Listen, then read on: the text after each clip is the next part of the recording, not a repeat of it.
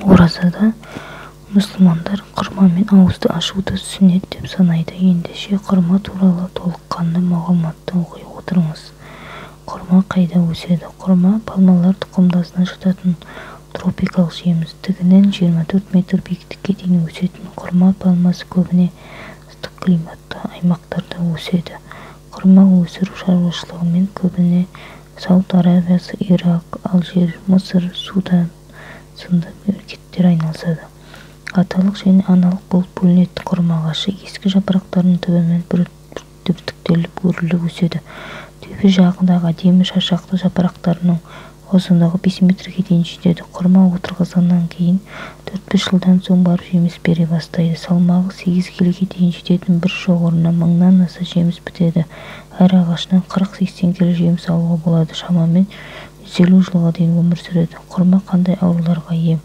Медицинаны құрманы бір күнде ем көп дегенде бесеуін жеуге кеңес береді. Мәселен, Израильде жүргізілген зерттеуде құрма мен алма салыстырылған нәтижесінде алмаға қарағанда құрмада витаминнің көптігі дәлелденген. Дәрігерлер тіпті тәтті әрі зиянды кәмпиттерді құрмамен алмастыруға кеңес береді. Айша анамыздың айтуынша пайғамбарымыз саллаллаху оразасын жас құрма болмаса кепкен құрмамен, ол болмаса сумен ашатын. Сол себепті құрмамен ауыз ашуды сүннет деп білген мұсылмандар қасиетті Рамазан айында қолданады. Тіпті құрманы ауыз ашатын сәні деп те айтуға болғандай. Құрамдағы қант мөлшерінің көптігі ораза ұстаған адамның күні бойғы денесінің әлсірегенін кетіретіндігін айтқан мамандар құрманы жай уақытта да жеп жүруге кеңес беруде. Құрма қасиетті Құранда айтылған жемістердің бірі. Хазірет Мариям Исаға толғатып қатты қиналғанда Аллах Тағала мейірім білдіріп оған құрма жеуді әмір еткен. Бұл жайлы Мариям сүресінде айтылады.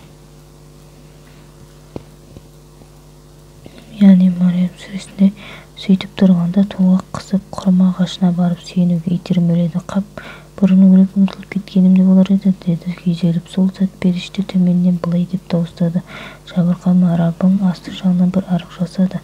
Құрма бұтағын өзіңе қарай сілкіле, үстіңе жас құрмалар түссін, содан іш, же, көз айым бол деп делінген 23-26 аяттар.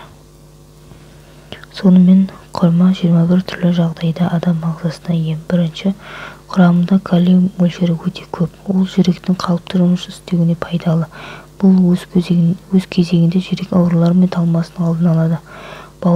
Екінші, бауырды токсиндерден тазалауға көмектеседі. Сондай-ақ цирроздың пайда болу қатерін төмендетеді. Бауыр фиброзы белгілерін жеңілдетеді. Аш қарынға желінсе, ішектегі бауырда құрттарды өлтіреді. Үшінші, құрма көз жанарының көру қабілетін жақсарта алады. Сәбіздегідей оның құрамында А дәруменінің мөлшері көп. Бесінші, егер өзіңізді сергек әрі қуатты сезінгіңіз келсе, құрма жеп тұрыңыз. Бар болған 3 құрма жесеңіз, бір күнге жетерлік энергия аласыз. Алтыншы, құрма бұл асқазан функциясы бұзылған кезде ас қорытуға таптырмас өнім. Оны асқазан ішек жолының аурулары, тіпті асқазан жарасының профилактикасы үшін де пайдаланады.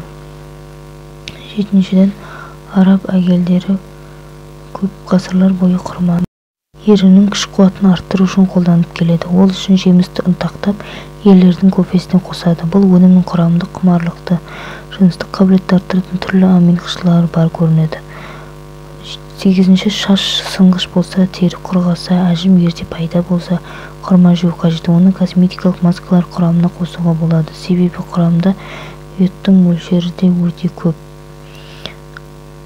Келесі пайдасы, құрманы сүт араластырып, қалампыр қосып ішсе өкпенің қабынуы сияқты тыныс жолдарына шипа. Құрманың құрамында танин көп болғандықтан дене жарақаттарын тез жазады. Адамды арықтатады, егер күрішпен бірге пісірсе семіртеді. Құрамында А, Е, П дәрумендеріне де бай. Алмадағы темірдің 2 есесі құрмада табылады. Сол себепті қаны аз болған кісіге көп жеуіне кеңес беріледі. Жаңа босанған ана үшін таптырмас жеміс, өйткені ана сүтін көбейтеді. Сондай ол обыр дертіне қарсы пайдалы. Құрамында микробы жоқ жеміс. Құрма сүйектерін үгітіп, кофе қып қайнатып ішсе, жүйке жүйесін тыныштандырып демалдырады. Сонымен қоса құрманы жатардан бұрын жесе сал ауруына қарсы өте пайдалы. Жүктілік кезінде көптеген әйелдің біраз уақыт жүрегі айнып және де физиологиялық өзгерістерде жүреді. Нәтижесінде ағзада калий жетіспеушілігі басталады. Сондықтан жүкті әйел құрамында осы элементі бар тамақтар жеуі тиіс. Калий құрамада көп мөлшерде бар деуге болады.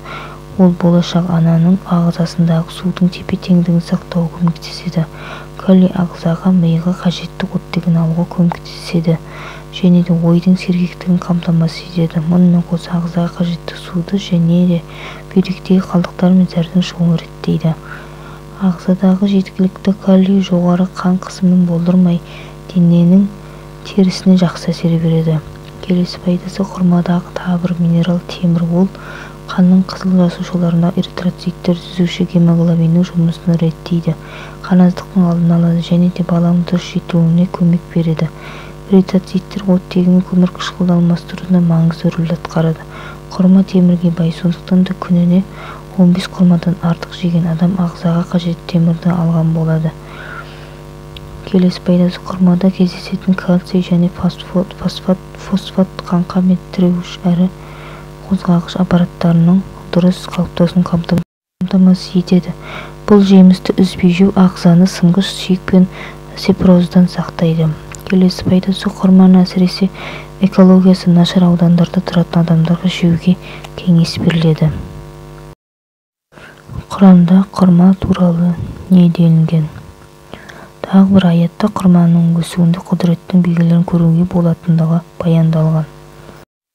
Көктен су түсіргенде Аллах кейіннен сол арқылы әртүрлі өсімдіктер шығарды. Ол өсімдіктен бір жас бұтақ, одан өсіп бір-бірінің үстіне мінгескен дәндер, масақтар өндіреміз.